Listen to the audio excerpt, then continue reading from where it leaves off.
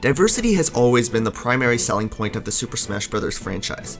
Each game in the series is a mixing bag, pulling characters, items, and music from all your favorite Nintendo franchises and jumbling them all into one arena. Heck, a ton of non-Nintendo characters have made it in too. So when Nintendo revealed in their latest Direct that Smash Bros. Would be coming to the Nintendo Switch, it's easy to understand why nearly the entire internet yelled at the top of their lungs. Yes! Let's go! As you can probably tell, I'm pretty excited for Smash Bros. Switch myself. I absolutely love these games, and to me, some of the most memorable parts about them are the stages that you fight in. From Hyrule Castle to Onett to Midgar, these stages pay homage to so many classic video game moments, and it's incredible to be able to view them in the setting of a fighting arena. But there's a lot of video game areas that Nintendo still has yet to take advantage of in their incredibly popular fighting game. That being said, here are 10 stages that absolutely need to be in Super Smash Bros. For Nintendo Switch. Let's get started! Inkopolis Square, Splatoon 2. It's pretty obvious that the Inklings from Splatoon were the focal point of the Smash Bros. Trailer. Nintendo had us all guessing as the two squid creatures jumped and swam around in the opening moments until the Smash Ball logo came into focus and everyone lost their minds. It's pretty clear that at least 2 of the Inklings will be in the game, so I think it's pretty much impossible for there not to be a stage to accompany them. In the most recent version of the game, Splatoon 2 has a rich playground that's ready for the taking in Inkopolis Square. Everything in this central hub is filled with life. There are back alleyways to go down, fellow Inklings to hang out with, and lots of clothes to buy. You can go grab a hot dog at the local stand, or go talk to the sketchy dealer who can sell you power snails. Okay then. There's a lot of potential for a Smash Bros. Stage here, just because of the liveliness of the city itself. Alternatively, they also might go with Inkopolis Plaza from the first game, which is essentially the same thing, just a few tweaks and redesigns. Either way, I think Inkopolis would serve as a unique addition to the Smash Bros. Stage roster, and it only makes sense that they'll put a Splatoon stage in there anyway. Gangplank Gallion, Donkey Kong Country 1 and 2. The Donkey Kong Country games are some of the most revered in the Super Nintendo's library, and Donkey Kong Country 2 specifically is often held as one of the greatest side-scrolling platformers ever. With tight controls, an atmospheric world, and top-notch level design, I find it hard to disagree. Oh, and did I mention atmospheric world? Because Donkey Kong Country's music sets the tone for many of the stages, sometimes feeling ambient and peaceful, sometimes goofy, sometimes joyful, sometimes even chilling. The Chilling song is my personal favorite, and it's also the song for Gangplank Gallion, a ship that Diddy and Dixie Kong have to navigate through in Donkey Kong Country 2. Not only does this ship contain some awesome levels, but I think it would work well as a stage in Smash Bros. Imagine jumping from plank to plank, crawling into cannons and climbing up rope while you unleash a final smash on your opponent. For me, that would be a dream come true. Alola, Pokemon Sun and Moon. The latest entry in the Pokemon franchise brought with it one of the most interesting regions in the series. Modeled after Hawaii, Alola has a very tropical beach sort of vibe to it, and this tropical influence can be seen in Alolan Pokemon variations the island has produced. There's Alolan Executor, which has a longer neck to resemble a palm tree, Alolan Dugtrio, which have grown blonde hair for whatever reason, Alolan Vulpix, which has now turned Snow White instead of Fire Red, and a whole slew of others. Not only would a lot of these new Pokemon make great additions to the Pokeball item in Smash for Switch, but the island as a whole would be beautiful to see in HD in the background of one of the stages. Imagine soaring over an oceanside resort while duking it out with your friends. I would love to see this happen. Star Road, Super Mario RPG.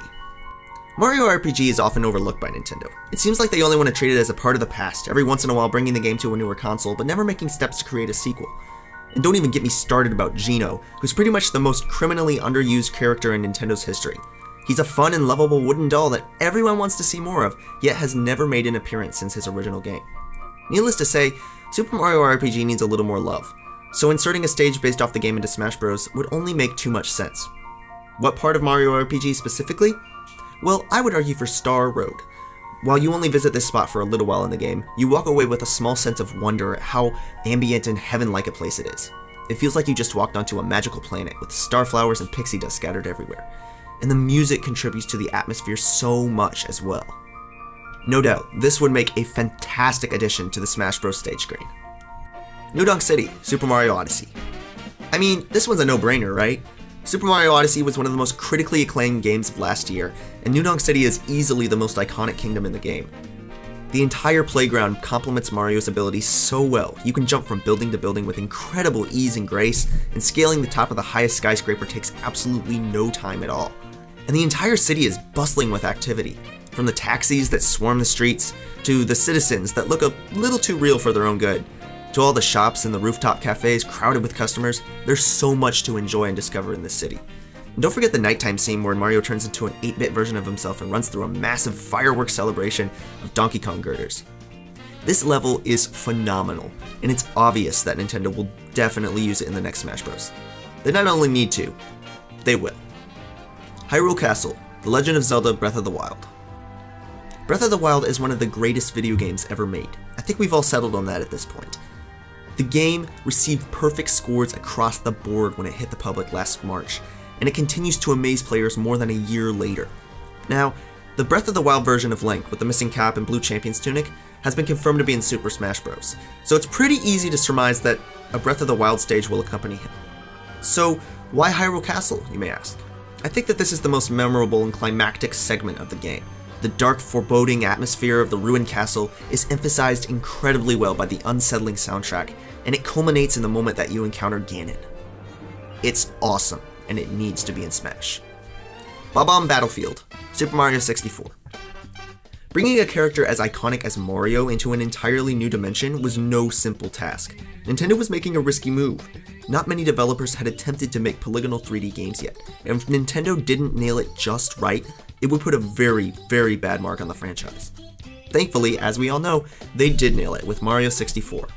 Released in 1996, Mario 64 was many gamers' first experience with polygonal 3D gaming. From the moment you're dropped off in front of Peach's castle, you can explore the happy, colorful world as much as you please, finding all the hidden secrets and stars. But the real magic doesn't start until you enter the first stage, Bob-omb Battlefield, which is one of the most iconic in gaming history. This place is brimming with secrets. You can race Koopa the Quick, fight King Bob-omb in a wrestling match, or throw on the wing cap to soar off into the sky. You can stop on this chain chomps pole, slide down this hill, or shoot yourself out of this cannon. There's so much to do. To many, Bob-omb Battlefield was the first step in a long journey with video games. It's a fantastic level, and it's a shame that it isn't a Smash Bros. Stage already. Make it happen, Nintendo. Spring Stadium, ARMS. ARMS was Nintendo's big new IP of last year. It was certainly incredibly unique. A world where characters duke it out with expandable limbs really does sound like something only Nintendo would create. And while it may not have gained as much of a following as, say, Splatoon, Nintendo still continues to actively support it, constantly releasing updates and new characters to provide to eager fans. So since the consistent support is there, and ARMS is technically in the same genre as Smash Bros., I think it makes complete sense that we'll get a stage from ARMS added to the stage select. I'm choosing Spring Stadium because it's the home court of the game's beloved mascot, Springman. Spring Stadium is your typical square arena with plenty of open space, except there's a catch. The trampolines that line the outside of the battleground allow the player to gain some extra jumping height and surprise their opponent. This trampoline gimmick would work great for Smash Bros. It could serve two functions. 1, a launch pad for surprise air attacks, or 2, a way to combo your opponent more than once after knocking them into the trampoline. And aside from the stage, Springman himself would work well as a character too. Either way, ARMS will more than likely get some representation in Smash, and I think that Springman and his stage are the most likely candidates. Clocktown, Majora's Mask. Alright, I'm gonna tell you a secret, but you have to promise not to write a 5-page essay explaining how wrong I am in the comments, alright? Okay, here goes. Majora's Mask is my favorite Zelda game. I know, I'm in the minority, but hear me out. To me, Majora's Mask contains almost everything I want out of a Zelda game, and then a ton of stuff I didn't know I wanted, but turned out I definitely did want anyway. The dungeons are incredibly well designed, the world feels open and natural, the characters are charming and funny, and the climax of the story is the best in Zelda's history. No, you're writing that 5-page essay now, aren't you? Whatever. The point is, at the center of this entire game is Clocktown, a quaint little town that's caught on the brink of the end of the world. This entire area is fascinating to explore every time you restart the 3-day cycle. There's a plethora of rupees to find, shops to buy from, people to talk to, and side quests to complete. And listen to the music.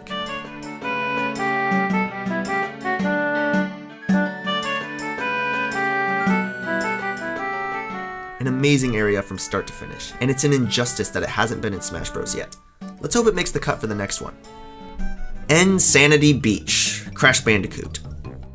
Sony was searching for a mascot platformer to compete with Mario 64 back in the mid-90s. So when developer Naughty Dog presented their idea for a linear 3D platformer in the form of Crash Bandicoot, Sony was all too happy to accept. Crash Bandicoot went on to become a commercial success and sparked a series that would sell dozens of millions of units worldwide.